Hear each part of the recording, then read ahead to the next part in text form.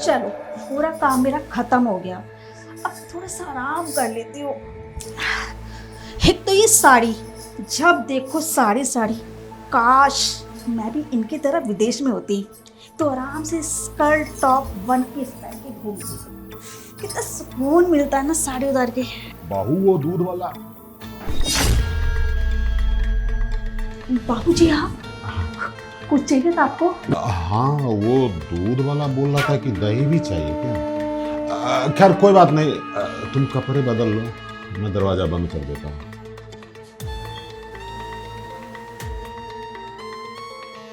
अचानक से बाबूजी मेरे कमरे में कैसे आ गए? पहले तो ऐसा नहीं करते थे। आजकल मैं देख रही हूँ इनकी हरकतें दिन पे दिन बढ़ती जा रही है। बाबूजी ने मुझे ऐसी हालत में देख लिया, क्या सोचेंगे वो कि मेरी बहू इतनी संस्कारी है और इतनी संस्कारी हो गई ये सब। हे भगवान, उससे इतनी बड़ी गलती कैसे हो गई? मैंने अंदर से लॉक भी नहीं किया। अब मैं उससे नजरें कैसे मिलाऊंगी? कहीं ऐसा तो नहीं बाबूजी सब कुछ जानबूझ के कर रहे हैं? कल भी उनकी कुछ हरकतें ठीक नहीं लग रही थी मुझको। जब मैं नहाने गई तभी उनको वॉशरूम जाना था, और आज सुबह जब मैं चाय बनाने गई तो पीछे पीछे आके मेरी कमर पे हाथ लगा दिया और कह रहे कि बहू गलती से हो गया। इससे पहले कि देर हो जाए मुझे अपने पति को सब कुछ बता देना चाहिए। कहीं ऐसा ना हो बाबूजी की हरकतें ज़्यादा बढ़ जाए और बात हाथ से निकल जाए। चलो जो भी हुआ वो हो गया। अब मैं पहले थोड़ा आराम कर लेती हूँ, शांति से बाद में सोचते मुझे करना क्या है।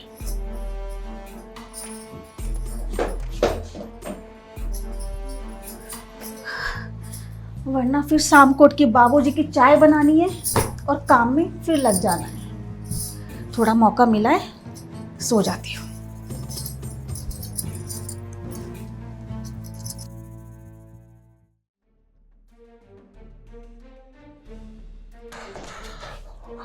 तौबा तौबा तौबा, अरे ये क्या मैंने देख लिया। जिंदगी के 50 सावन देख चुका हूं और अब तक मुझ में ये मैनर नहीं आया कि बहू के कमरे में बिना नॉक किए हुए नहीं जाना चाहिए था। अब अंदर जाके जो नज़ारा देखा हूं, हे भगवान, मेरी गलती के लिए मुझे माफ करना। मुझसे आज बहुत बड़ी भूल हो गई। भूल तो हो गई, लेकिन एक बात तो मानना पड़ेगा कि मेरी बहू की जवानी भगवान ने ठूस ठूस के दिया है। कितनी अच्छी लग रही थी ऐसे कपड़े में, देख के तो मेरा मन ही मचल। अरे ये क्या मैं बोल रहा हूँ, इनका दिमाग सठिया गया। लेकिन क्या करूँ, बेटा भी तो ऐसा नालायक है कि खुद पैसा कमाने परदेश चला गया और अपनी जवान बीवी को बाप के हवाले छोड़ गया। अब मेरी भी तो पत्नी नहीं है, तो मुझे भी कभी कभी इच्छा होने लगती है। एक काम करूं क्या, जरा बीवी पे डोरे डाल के देखूं। अगर वो झांसे में आ जाएगी और मेरा कहना मान लेगी तो मुझे पड़ोसन की तरफ ताक झांक करने की जरूरत नहीं रहेगी और घर की इज्जत घर में ही रह जाएगी। ये तो ऐसा ना हो कि बीवी किसी लौंडे के साथ चक्कर चला ले और मेरा मुंह काला कर दे। इससे पहले कि बहू कोई गलत स्टेप उठाए, मैं एक राइट स्टेप उठाता हूँ बहू को अपने गियर में लेने के लिए। ये ठीक है, देखता हूँ।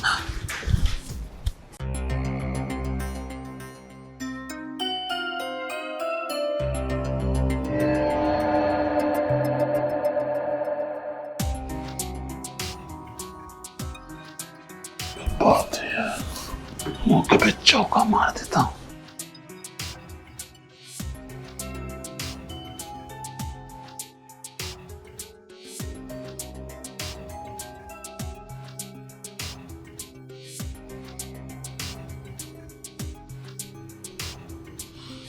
क्या बात है यार, बहू को इस तरह ब्लाउज और पेटीकोट में देख के तो मेरी बेचैनी बढ़ते जा रही है। क्या करूं कि ये मेरे चक्कर में आ जाए और मेरा बहू के साथ चक्कर चल जाए। कितनी मखमल जैसी है, इतनी मोला।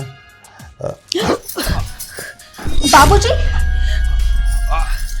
बाबूजी आप कुछ चाहिए था क्या आपको? अरे हाँ बहू, वो क्या है ना कि मैं बहुत दिन से तुम्हें कुछ कहना चाह रहा था। क्या क्या कहना है आपको? सुनो सुनो, अरे घबराओ नहीं, क्यों भाग रही हो बहू? देखो, हमारे और तुम्हारे बीच की बात है। तुम तो जानती ही हो ना कि भरी जवानी में तेरी सास मुझे छोड़ के चली गई और तुम्हारा पति भी पैसा कमाने के लिए बाहर रहता है। मतलब ये है बहू कि तुम भी अकेलापन महसूस करती हो और मुझे भी अकेलापन खाए जा रही है। अगर तुम्हारा सहयोग मिल जाए तो हम दोनों का अकेलापन दूर हो जाएगा। बाबूजी, आप ये किस तरह की बात कर रहे हैं मुझसे? थोड़ी तो शर्म कीजिए। अरे क्या शर्म करूं? अब हृदय में वो इच्छा थी, मैंने बोल दिया। अगर नहीं बोलता तो तू क्या चाहती, मैं घुट घुट के मरते रहूं? घर में इतनी खूबसूरत और जवान बहू होने के बावजूद भी तू ये चाहती है कि मैं पड़ोसन के पीछे पड़ूं और गलती से किसी ने थप्पड़ लप्पड़ मार दिया तो मेरी बेइज्जती होगी, तो क्या तुम्हारी बेइज्जती नहीं होगी? क्या आप सब बोले जा रहे हैं आप ससुर जी? आपको बिल्कुल भी शर्म नहीं है?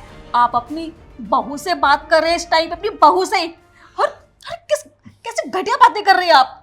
देखो, घबराओ मत।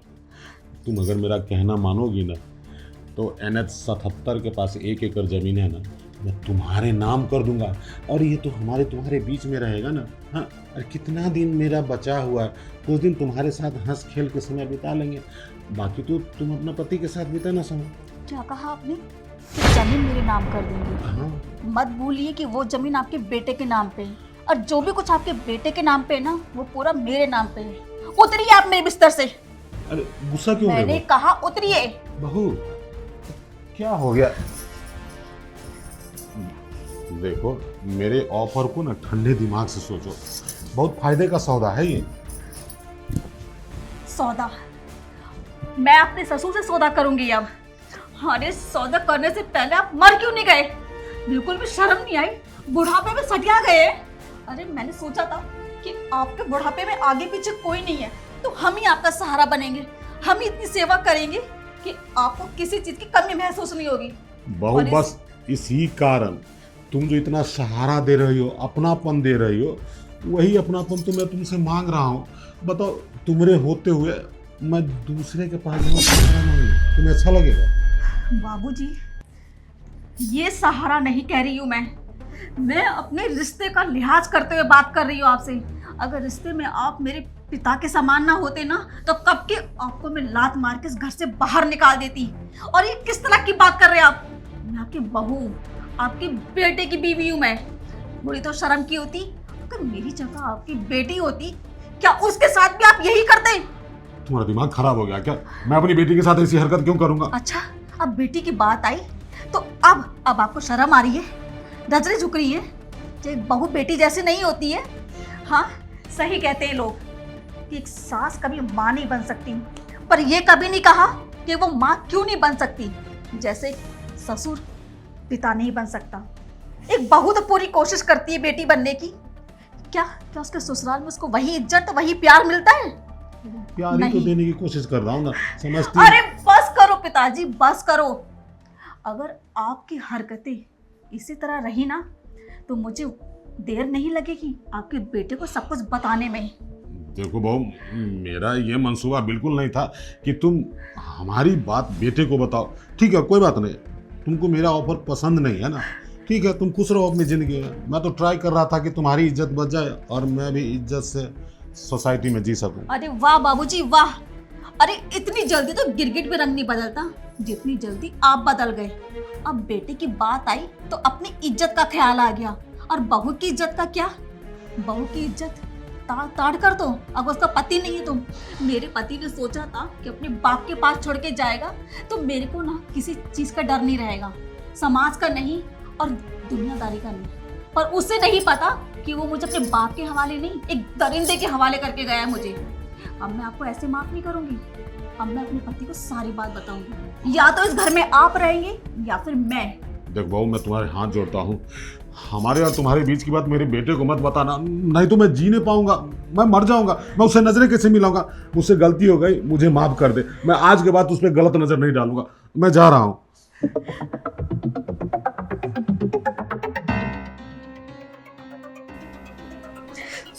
ये मैंने कभी नहीं सोचा था बाबूजी इस तरह से मेरे साथ में करेंगे। अरे मैंने तो उनको अपने पिता समान माना था, हर पिता समान ही इज्जत दी थी। मुझे नहीं पता था बाबूजी इतनी गंदी नजरों से मुझे देखते हैं। अरे मैं पागल सोचती रही कि बेचारे बूढ़े हो गए हैं, शायद उनको कुछ याद नहीं रहता है या फिर उनको दिखता नहीं है ठीक से। पर मुझे नहीं पता था कि इस इंसान के अंदर इतना शैतान भरा हुआ है। अगर आज मैंने अपने पति को सब नहीं बताया ना, तो मैं कल दुनिया के सामने नजर नहीं उठा पाऊंगी। हाँ, मुझे इस बात का फैसला करना ही होगा, या तो इस घर में बाबूजी रहेंगे या फिर मैं। हे भगवान, ये राइट स्टेप के चक्कर में मैं अपनी नाक कटवा लिया।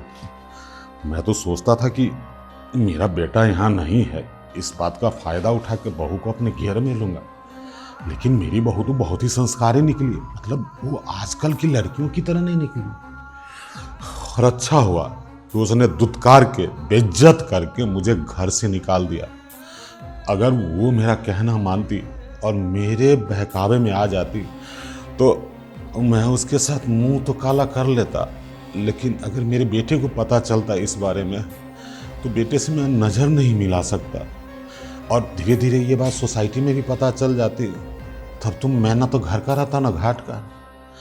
अच्छा हुआ कि बहू ने मेरे साथ ये सब खेल कूद करने से मना कर दिया। कम से कम मैं अपनी नज़रों में तो बच गया। हे प्रभु, आज मैं आपको एक वचन देता हूँ कि आज के बाद मैं किसी भी महिला के तरफ बुरी नज़र से नहीं देखूंगा, चाहे वो अपने घर की हो या पड़ोस की। बस इस बार मुझे बचा लो।